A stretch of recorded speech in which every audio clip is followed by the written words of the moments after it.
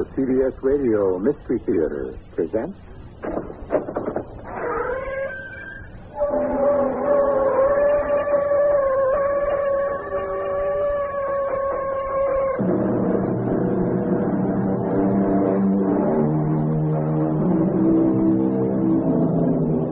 Come in.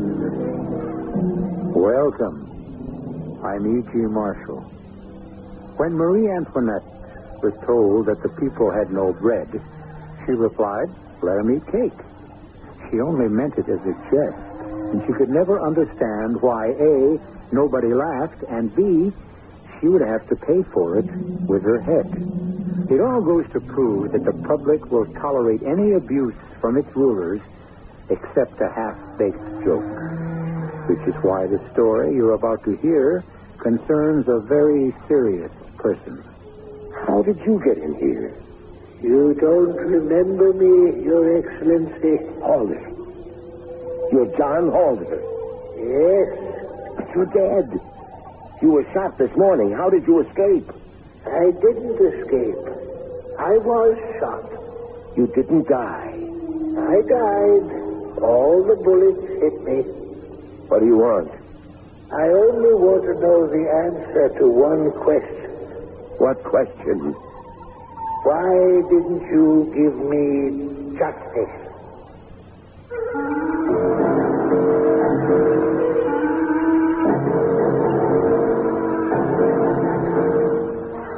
Our mystery drama, Blue Justice, was written especially for the Mystery Theater by Sam Dan and stars Leon Janney. It is sponsored in part by True Value Hardware Stores and Buick Motor Division. I'll be back shortly with Act One.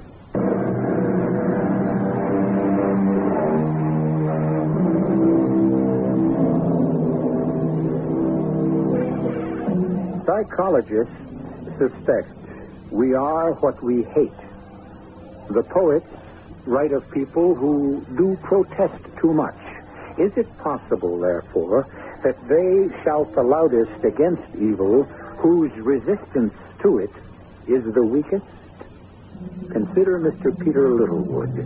He is Assistant Minister of Justice in a country whose language would be utterly incomprehensible to most of us. So, we have translated everything into English, or rather, American. When we said that Peter was Assistant Minister of Justice, we also stated his problem. He would like to be the minister. He is honestly convinced he could do a much better job than the minister.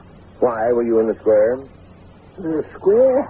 I don't remember. Yesterday, you said you had gone there to buy ribbon for your wife. I don't remember. Please, I'm so tired. Isn't it true you went to the square to join the demonstration? No, I went because my wife wanted me to buy her some ribbon. I bought her the ribbon. What was the name of the shop? Oh, please, I'm so tired. The guards won't let me sleep. What do you mean the guards won't let you sleep? They keep shining lights in my eyes, and they keep hitting me. Abusing a prisoner is against the Constitution. You're lying. It's true. Please, believe me. You have the right to lodge a complaint. Here, take this complaint form. No. Why not? The guards, they find out and they kill you. So I won't sign that. Professor John Halder. Professor. You're a college professor, an intellectual. You know the law. You must report any official who is delinquent in his duty. The truth then must be you are not being abused by the guards. Well, I just... Therefore, you are lying. It's the truth. Then sign the complaint. And so, we established the fact that you are a liar. No. You're lying about going to the ribbon shop. No, it's true. Where is the ribbon? The ribbon? You claim you bought some ribbon. Where is it? Yes, well, I must have lost it. Who are your accomplices? I don't have any accomplices. I never said or did anything against the government. You never told your students that there should be more than one political party? No, I only... And that all parties should be free to criticize the government? I only explained that was how it was in other countries. Why were you in the square the day of the demonstration? I told you to buy my wife some ribbon. What color ribbon? Blue. I remember. How much ribbon? How much? She said, John, stop at that little shop and pick up 2 yards of blue ribbon. She told you to pick up the ribbon? Yes. Wait. You could ask her. Why didn't I think of that before? Oh, it's so simple. Just ask her. We have asked her. Well, then that should have... Bring in Magda Halder. Magda. Oh, Magda. Tell them why I was in the square that day. Mrs. Halder, did you ask your husband to buy you some ribbon? Magda? Did you ask him to buy some ribbon? No. Magda, you did? No. You remember, Magda? Tell them my life depends on it. Tell them you asked me to buy the ribbon. 2 yards of blue ribbon. Did you, Mrs. Halder? No. Magda, what did you do to her? Take her away. She's making a mistake. Believe me, it was ribbon, blue ribbon. I'm innocent. Innocent. And you hear them tell us they're all innocent. You'd think there were no guilty people in the whole world. Innocent. You have to get up early in the morning if you want to fool Peter Littlewood. And now for the toughest job of all. Going up against that fat slob, the minister. Well, it can't last forever. Come in, Peter. Sit down. Quite a night's work you've done here. Yes, Your Excellency. In private, you needn't call me Your Excellency. I would prefer Carl or Citizen Miller. I'm also Dr. Miller, a Ph.D. in mathematics of all things. I prefer Your Excellency. In spite of the fact that it annoys me. The office you hold demands the title of respect. I have certain standards of conduct, and if a man Let it go. Yes, Your Excellency. I've looked through these cases. Quite a batch. 40. I'm hoping for your immediate approval so that sentencings might be carried out at once. I see all of them are guilty. Yes, Your Excellency. You mean in this entire lot, not one of them was innocent? If there were, I would have recommended immediate acquittal. You should make it your business to find a few innocent people here and there. It's good politics. I don't deal in politics. I'm guided strictly by the evidence. An effective minister of justice is not guided by the evidence. He guides the evidence. Thus, it can lead him in any direction he chooses. Dismiss the charges against 10% of this lot. They are all guilty of trying to overthrow the government. 4 out of 40 will not overturn the existing order of things. Besides, it's an investment. An investment in what? In getting a good night's sleep. I have no trouble sleeping. You will. You will one day, unless you make provision. I'm afraid, Your Excellency, I don't understand. Free 4 of these people. But they are all guilty. Here, for instance, this one. This pathetic little college professor. This John Halder. Yes. He just happened to be there. Says he was going to his shop to buy his wife some ribbon. She had asked him to. He denies telling him that? Yes, well, it says here, John Halder, 71. His wife, Magda, 29. Definitely December and May. Would you agree? Your Excellency, I don't see what all When this a woman testifies against her husband and she is half his age, one might profitably pursue certain personal ramifications. Is she pretty? She's pretty, I guess. How do we know she isn't using this as an opportunity to rid herself of an elderly husband? Have we checked to see if there's a friend? The woman testified under oath. She has no criminal record. She has never been in any sort of trouble. I am satisfied the woman is telling the truth. I used my best judgment. Do I have your permission to carry out the sentences? Very well. But remember what I told you about getting a good night's sleep. The trouble with this government is that it's still being run by the Millers. These are people who like to spend a whole day thinking. What's there to think about? It's right or wrong, yes or no, hot or cold, isn't it? What this country needs is more men of action. Men like me. Men who don't get all twisted up in their own thoughts. Men who go by the book. I go by the book. It should all be so simple. Why do people always insist on confusing the issues? How was your day, Alma? As usual. Yours. Nothing out of the ordinary. Are there any plans for this evening? No, I've brought home some work. And so have I. Oh, I hear you're going to receive a medal. Yes. I have increased production at the factory by 10%. That's very good. It's my job. Peter, the trial of those demonstrators. Yes. It's all over, isn't it? Yes. They were executed, all of them? Yes. Well, then, why do you have to keep working so late? Because the enemies of the people never sleep. Alma, an ideal wife for a man in my position. She has her own career. She's an engineer and efficiency expert. She makes no demands of me. And we have a very happy marriage. Now, let me see.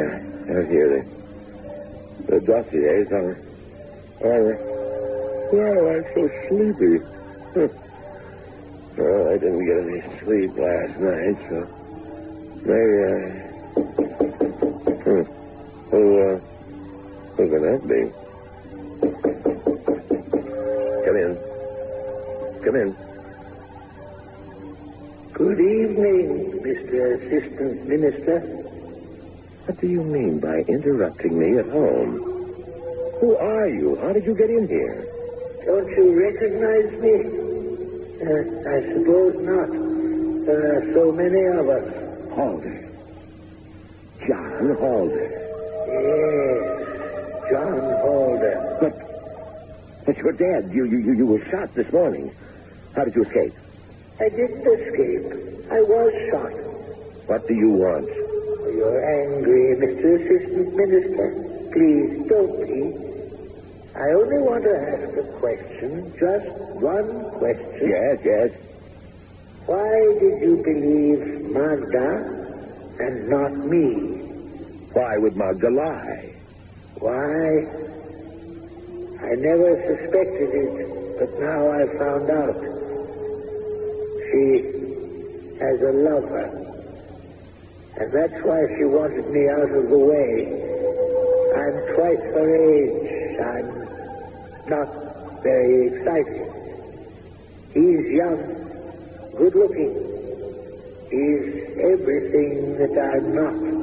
But why didn't you accuse her of this when she testified? Because I didn't know. I know now why she did it. And you should have investigated. You take pride in your sense of justice. But you didn't give me justice. You shot me on perjured testimony. There were 40 others.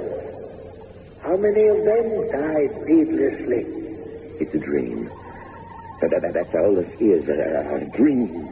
Does that mean it isn't true?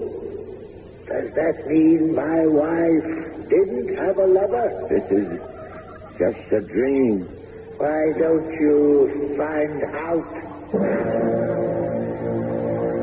No. Peter, are you all right? Huh?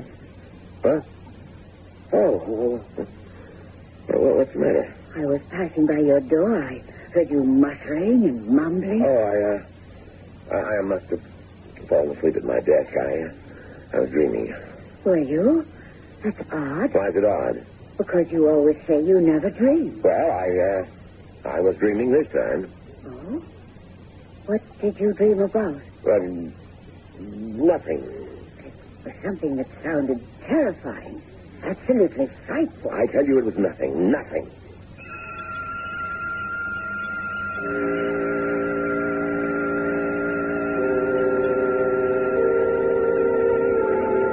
It was nothing.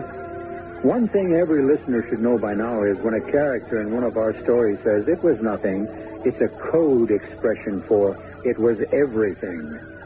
Where are we headed? We are headed toward Act 2. And we've got a special surprise all lined up. If you've got a question...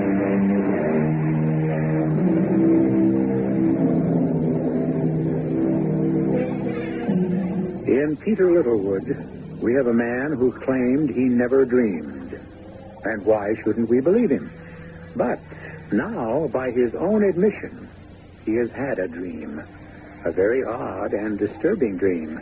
A dream in which a dead man has given him a certain piece of information. Information which has to be checked out. Because it could have a profound influence on the rest of his life. Was I really dreaming? And if I was, what was the meaning of that dream? Evidently something is disturbing my mind. It was Miller who planted the idea in my mind that John Halder's wife testified against him because she had a lover.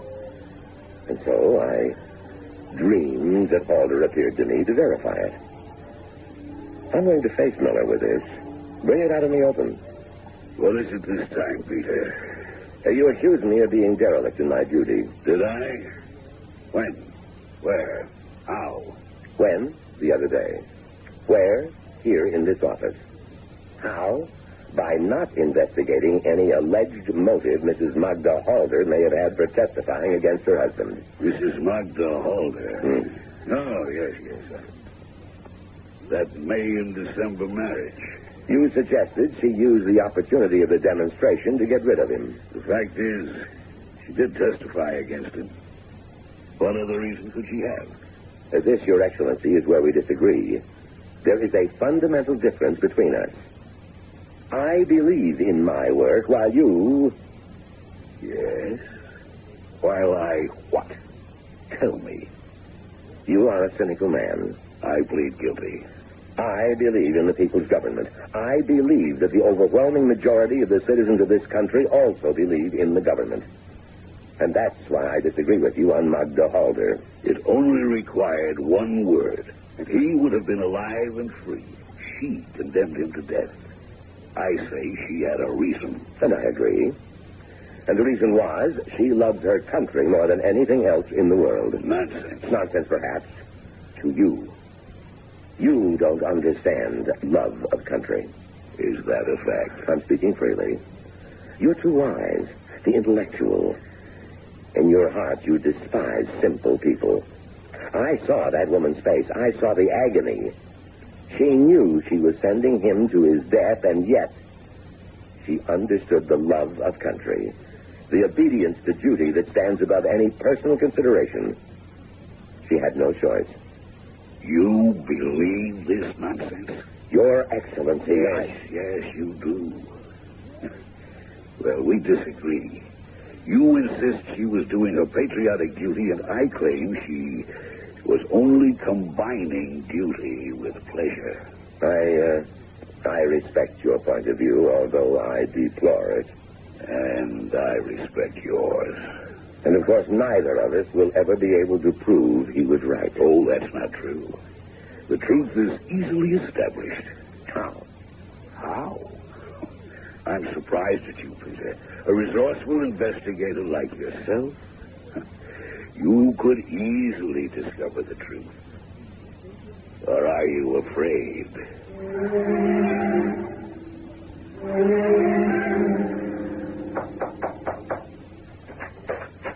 Yes? Oh. The Assistant Minister for Justice, Mrs. Halder. May I come in? Oh, certainly, Your Excellency. Well, won't you have a seat? I'm merely here to ask you a few questions. Now, you said you did not ask your husband to stop off and buy the ribbon that day. You said that under oath. Oh, yes, and it's the truth, I swear, it's the truth. You knew what it would mean. Oh, yes. You had no other motive. No. What other motive could there be?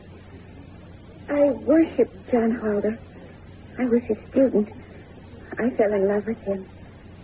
Oh, he was the most wonderful human being in the world. I loved him. But no one has the right to place personal feelings above the good of the government. I still love him. Maggie, darling, bring your bath towel, huh? Who is that? Who? It's who? Maggie. Oh, that. That's my cousin.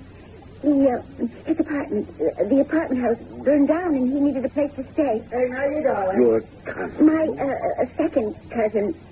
Actually, his family and my family were always so close. It's as if we were cousins. Sweetheart, you out there? How long has this been going on? How long has what's been going on? I advise you to tell me the truth. Well, we've been lovers. I couldn't help myself. Well, John was wonderful, but he was old. He was so old. And I needed... And so you saw your chance to be rid of him. Oh, no. You lied to me. Oh, no, I told the truth. I did not ask him to buy the ribbon. I didn't. You couldn't wait to get rid of him. Well, I know this doesn't look good, but I did nothing to get rid of John, I swear. I told the truth. You're lying. Well, no one can prove it. No one. It's my word against his. It was always my word against his. And now he's dead. There was terror in her voice, but I could read the triumph in her eyes. What could I do about it? Could I admit publicly that a mistake had been made? Never. The government cannot make mistakes. I could bring charges against her and make her pay dearly.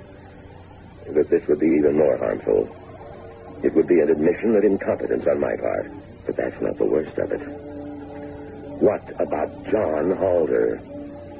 Why did he appear to me in a dream? I'm not a dreamer.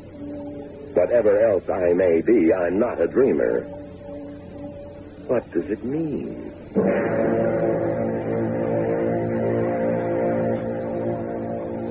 What time shall we arrive there tonight?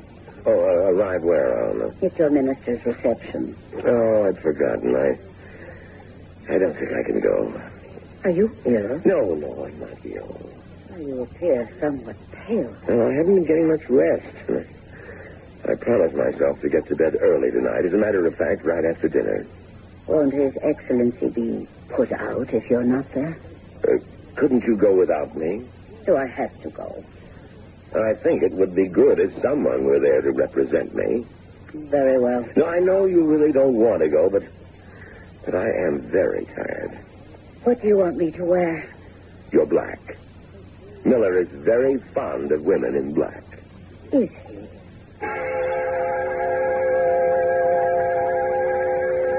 I didn't care about the reception.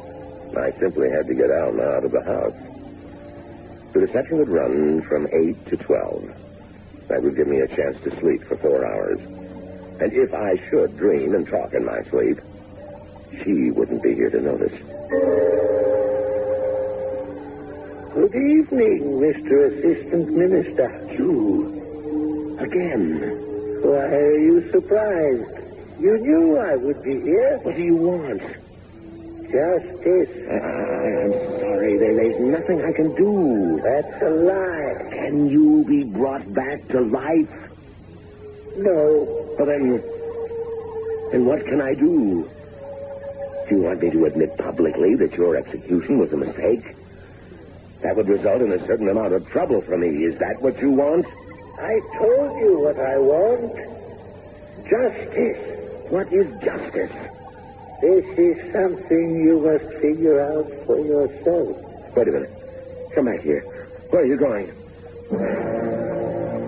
Peter. Come back. Come back. Peter. Come in. Where'd you go? Where'd John Halder go? John Halder? Did you say John Halder? Huh? Oh, what? Why would I say John Halder? I don't know. You were having a dream again. Oh, no. It was nothing. Did you have a good time? No. Oh, I'm sorry. Perhaps you'd better go back to sleep. No, I don't want any more sleep. I've had my rest. I can go back to work. All right, if that's what you want. Alma, it would be wise not to discuss this with anyone. I mean the fact that I've been having bad dreams. Why would I discuss it with anyone? Well, it's just that I hold a very sensitive position in the government. I think I understand. I looked at her. There was no anger in her voice. Just a statement of fact. I don't believe she's capable of anger. She's an engineer all wrapped up in physics and mathematics. Mathematics. Maybe that's why Miller thinks she's attractive. I don't see it. She's kind of pale and washed out. She doesn't have that animal excitement that, say, Magda Halder has. But I didn't want a woman with animal excitement. I wanted someone like Alma who wouldn't get in my way. Magda. What am I going to do about Magda? She lied. Or did she? Isn't it my duty to find out? Maybe that's what John Halder meant by justice. Truth. The truth, no matter where it leads or who it hurts. I'll have her arrested and make her tell the truth. Peter, you busy?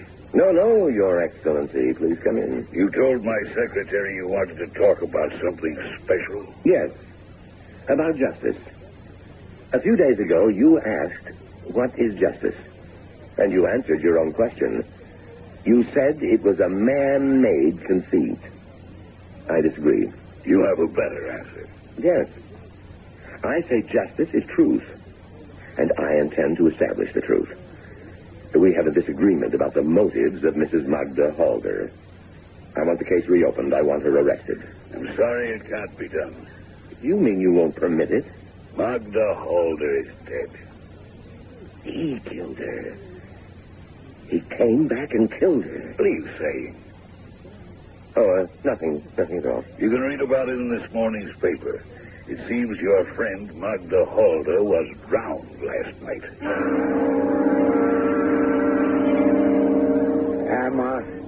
Am I in trouble, Your Excellency? Why was I arrested? You were having an affair with Magda Halder? Yes, but... Did you ever discuss how convenient it might be to get rid of her husband? Oh, no, never. He was executed as an enemy of the people. Well, you know about that, Your Excellency. And what happened to her last night? We decided to take a boat ride. You know, the excursion steamer. And we were on deck. Suddenly, she screamed, "No, keep away from me, keep away." Everybody turned to look. She kept yelling, "No, John, no, keep away from me." John? Yes. She must have thought she saw John, her dead husband. Next thing I knew, she had climbed onto the rail and she fell or jumped. I dove in after her, but it was dark and I couldn't find her. And before she could be rescued, she was dead. Very well, you may go. You mean I'm not wanted for anything? I said go.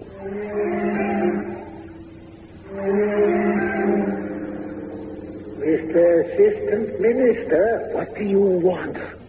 I told you. Justice. Your wife is dead. You literally scared her to death. Hasn't justice been done? No. What more do you want?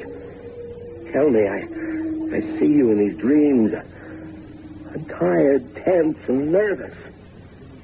And I let you talk me into all kinds of nonsense. It isn't nonsense. Your wife testified she didn't ask you to buy the ribbon. Now she's dead. But there's someone else we can ask.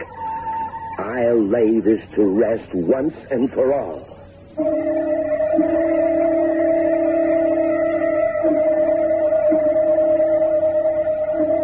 Our friend Peter doesn't have an easy job. Awake, he gets cynical flack from his boss. Asleep, he's persecuted by the ghost of the man he sentenced to death. Wait a minute. Let's pull that last statement back. We say asleep. Peter is persecuted. How can we be sure he's really asleep? or that John Halder is positively dead. Well, just stick with us. You know we've never led you astray yet, especially in the third act.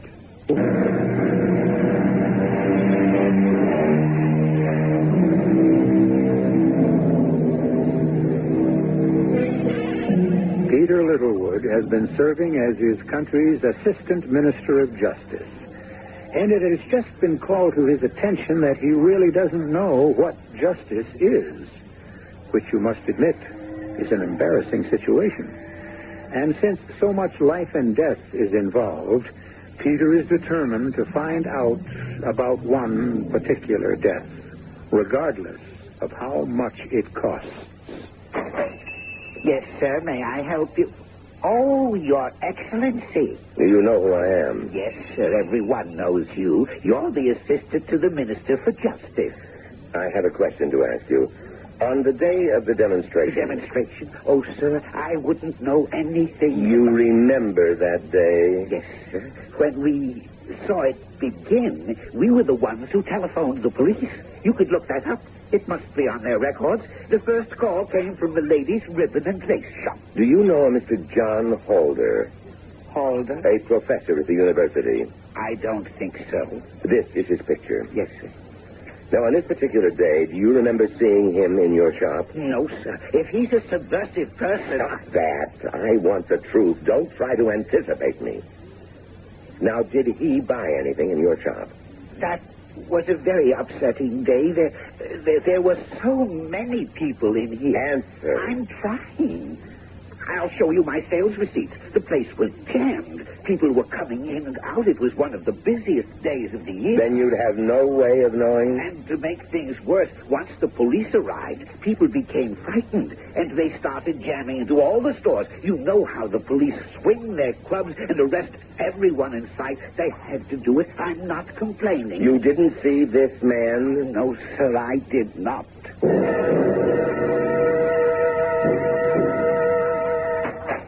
Peter? Yes, Alma? Oh, you're rather late. I'm sorry I kept dinner waiting. But we're not dining at home. We're not. Peter, are you all right? We're the minister's guests for dinner tonight. When did this happen? Well, the date was made at least a week ago. Oh, I can't seem to remember. It's formal. I'm just too tired. You don't want to go? I just want to get some sleep. Well, then you'll simply have to call the minister. Would you do it for me, Alma? I can hardly keep my eyes open. If you want to go, well, you can. Oh, I find your minister a bore. And why would I want to go alone? Besides, I have work to do. Hello? Dr. Miller? Oh, it's you, my dearest. I'm afraid Peter and I must disappoint you this evening. Peter's not well. A pity. Really a pity. We'll just have to make it take a day. Shall I have a car for you, darling? Just a moment, Your Excellency. Peter, the minister insists I come alone. He's invited some people to discuss plant security with me. I hate to impose, Alma, but it might be better. Your Excellency, My darling. I'll wait for your car. Champagne's cool. Hurry. Goodbye, Your Excellency. I am sorry you're in for a boring night, Alma. I'll manage to get through it somehow. If Halder dares to show up now, I can face him. I have the evidence. He's a subversive. He said he was in that shop and bought the ribbon. If that were true, he could have proven it. But his wife denies sending him there. The shop owner can't remember seeing him there. He can't prove he was there. But I can prove it. You? Yes, John Halder. What do you want from me? Justice. You said you could prove you were in the ribbon shop. How can you prove it? Look in this bag. This small brown bag. Look at what's inside. The ribbon. Yes, the ribbon. The blue ribbon Magda asked me to buy for her. And here, the sale slip. When you were being interrogated, you were asked where the ribbon was. You said you lost it. That's true. But how did you lose it, and how did you find it? I walked out of the shop, and the police descended upon the square, grabbing at everyone. I dropped the bag. It fell against the building. I remember that after I was executed. And so I went back there later, and it was still there. Here, take it. The ribbon. The blue ribbon. The ribbon? Well, what am I supposed to do? Take it. Use it as a symbol for justice. Justice? Take my place. My place in the underground. Oh, well, you're crazy. No. There will never be justice as long as this government exists to make a mockery of it. Don't fight for a true government of the people. No. You say no, but you do it. You do it because now you believe in justice. I must wake up. Wake up from this nightmare. You will not wake up until you hear me out. Look at your people. How they cower in fear. No, I'm not listening anymore. You are. I have brought you the symbol, the blue symbol of freedom and justice. This blue ribbon. Let me alone. I will go away now, but you will remember every word I said, and you will act. You must, or else I and so many others will have died in vain. Goodbye, Peter. I know I leave the fight in good hands.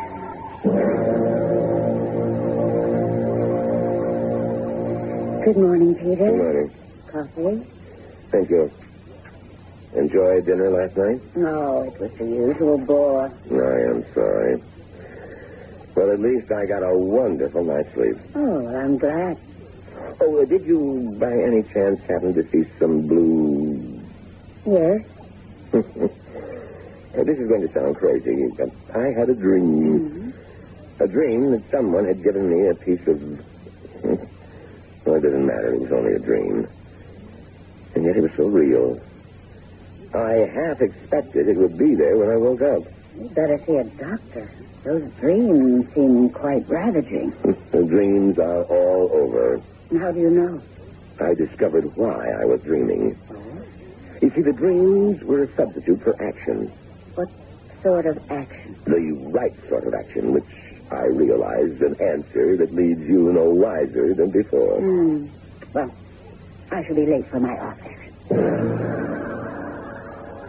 I wanted to say, wait, don't go. I want to talk to you about an entire change in my life. But I looked at her face. A sallow face. So devoid of expression. She wasn't the kind of woman you talk to about danger and excitement. Yes? Peter, can you come to my office, please? Well, is it important? I have some documents. It's of the utmost importance. Very well.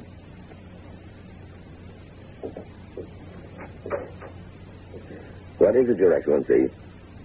Hey, what are all these people doing here? This should be familiar to you. You've attended so many in the past.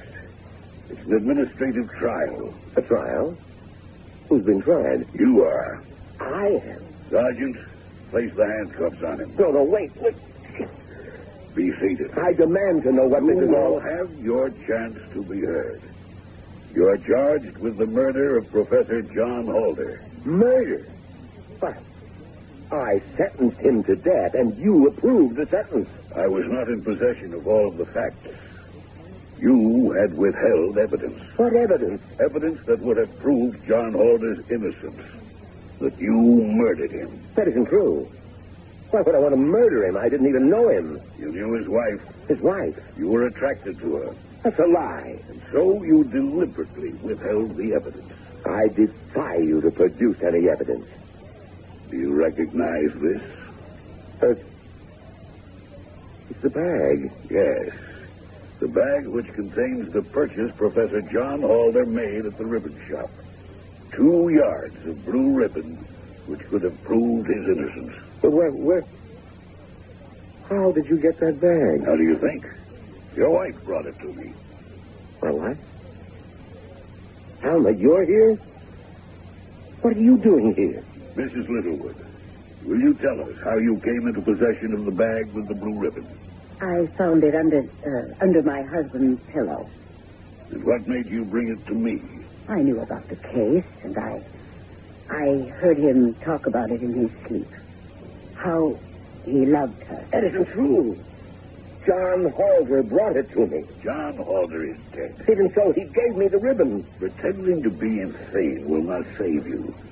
The fact is, the ribbon which could have saved John Halder was found in your possession. Thanks to the patriotic gesture by your wife, it is ours. Alma, why? Why did you do this to me? It was my duty as a citizen. You have committed the most heinous crime an official can be guilty of. Abuse of office. Now, is there anything you wish to say before sentence is passed? Alma, why did you get the ribbon? It was only a dream. Alma, answer me. You needn't answer him, my dear. My dear? My dear? Is that it? Is that what happened? But he's twice your age. What do you see in him? Take him away. No, please, Your Excellency. Please. Thank you, gentlemen. The trial is over. Champagne, dearest. Yes, my darling. And so the Honorable Peter Littlewood, Assistant to the Minister for Justice, was finally brought to justice himself.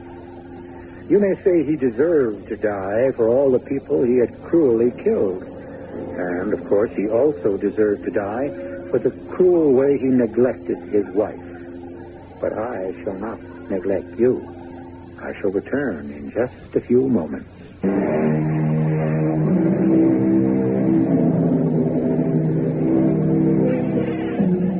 What is justice? Odd that a man who is engaged in the dispensing of justice would have to ask himself that question. Or is it so odd?